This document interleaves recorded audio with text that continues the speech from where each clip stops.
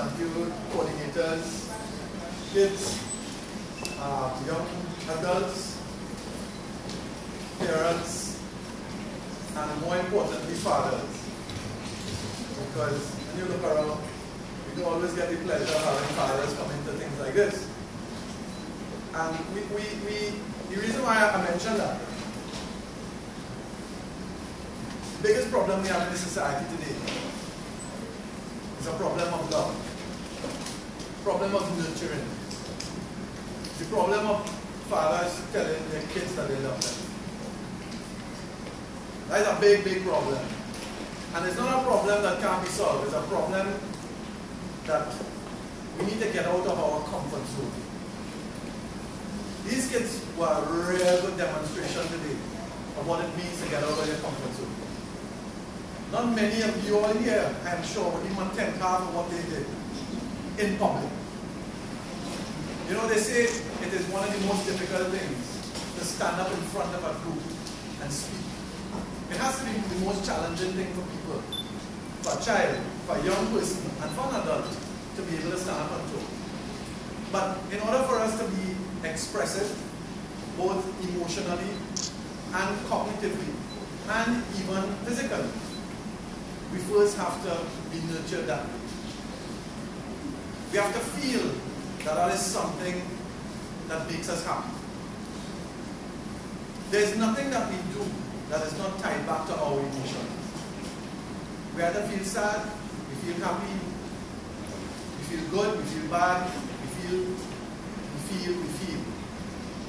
Many authors have tried to explain and to write about emotion, but it is one of the things that eludes every man to be able to sit down and explain what it means to feel love, what it means to feel anger, what it means to feel hate. These things are demonstrated. Ladies and gentlemen, young people, we learn in three main domains.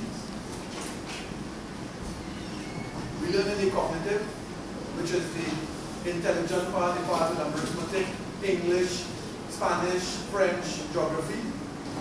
We learn in the emotive, which is emotion, understanding, happiness, sadness, love, hate, all the emotion. And we learn in the psychomotor, which is physical activity. Parents, I want you all to understand something. The only thing that allows a child to learn in all three domains is sport. There is no other activity that your child will do that allows them to experience life in all three learning domains. And if I have to single out the most important attribute in all of this, it is creativity. Understanding how to dream. It was Albert Einstein that said, imagination is much more important than knowledge. And that if you want a child to be intelligent, read them fairy tales. And if you want them to be more intelligent, read them more fairy tales. Too little dreaming is going on in the world today. We are all preparing our children for a system of reward without them being participants. We need to allow kids to dream. We need to allow them to play. It is through play that kids understand the world. Everybody touts all the great attributes of sport and sport and sport, but we don't understand that the greatest value of sport is social interaction. Because as human beings, the only thing that is important to us is how we get along. That's all. That is all. There's nothing else that's important. You can be the most intelligent finance person in the world. If you can't get along with the person next to you, you're not going to be successful. If you have no values, if you have no ethics, no morals, if you don't believe in something good, you could fool everybody some of the time, but you can't fool them all the time. It has to be that we focus on how we treat with one another. The Trinidad and Tobago Olympic Committee puts great emphasis on human interaction, on training young people before the ages of puberty to understand the value of relationships, to understand the value of coexistence, and what it means to socialize with one another. Because we understand that if we could impart basic values of love, honesty, and respect in a child, even after the child goes through puberty, where many changes will happen, the child will retain those values and will not harm another human being. Your kids today have demonstrated a certain level of camaraderie that you may leave here with and take for granted. One thing I can tell you, when they came here the first day, that did not exist. They were placed out of their comfort zone. They were dropped off here. They knew nothing of what they were coming to face, and 99% of them would not have wanted to come. And I can tell you, as a child, I was the same way. I hated change. I hated going out of my own comfort zone. But once I got into a situation where I met other people and I was able to collaborate and cooperate and communicate, I didn't want to leave. And this is the hardest thing for us as parents, because as parents, we're very stuck in our own modus operandi, our own lives, our own way of doing things, our own comfort zone. We get up in the morning, we make breakfast, some of us drive our kids to school, drop them off, go to work, come home, pick them up in the evening, homework, lessons. Some of us drop them to different sports and so forth. What was the real objective at the end of the day? What is the objective that you have for your child? Does the word happy come anywhere in that objective? Is it education? If it is, that's wrong.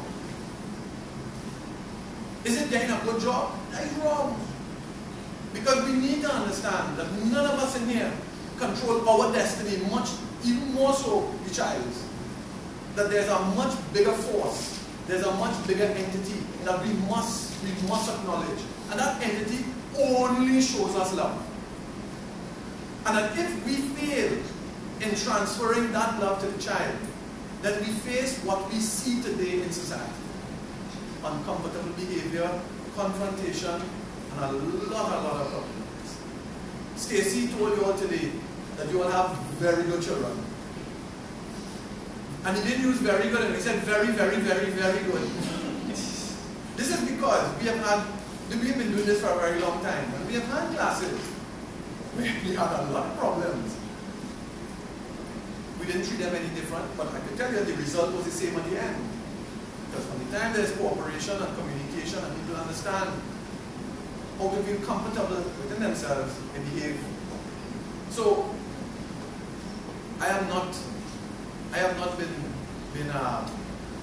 given the responsibility to preach to anybody. I have my own issues as well as everybody else. But I know that there's no issue that can't be solved with love. None. There's none. The absence, hate is not the opposite of love, it's the absence of love. And that all we need to do is to make sure that at some point in the day, we tell our children we love them. That's all. You can forget everything else.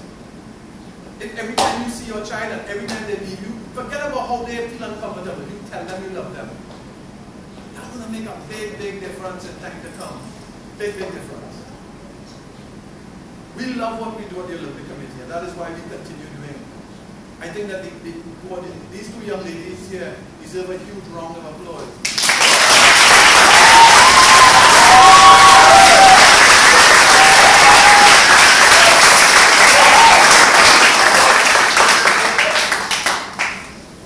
What we saw was a demonstration of creativity and imagination that me as a person of 54 years old would like to see at the highest level in our society.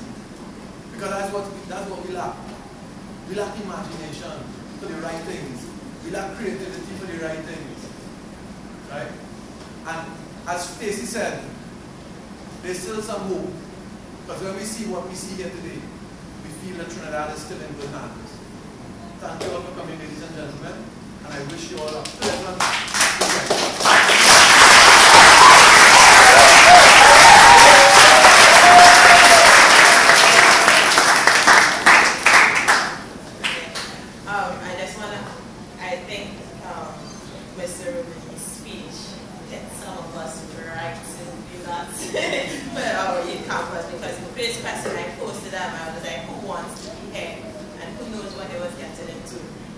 would stay, who coming back, and you know, I think it was 5 hands went up, but I was forced to come here.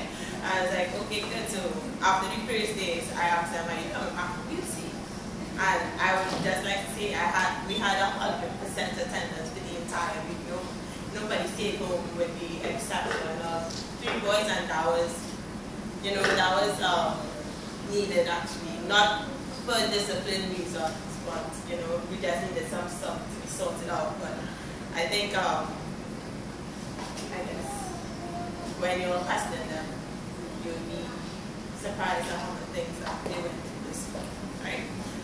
So now we have the presentation of certificates for the completion of the camp. And if we could just invite the ceremony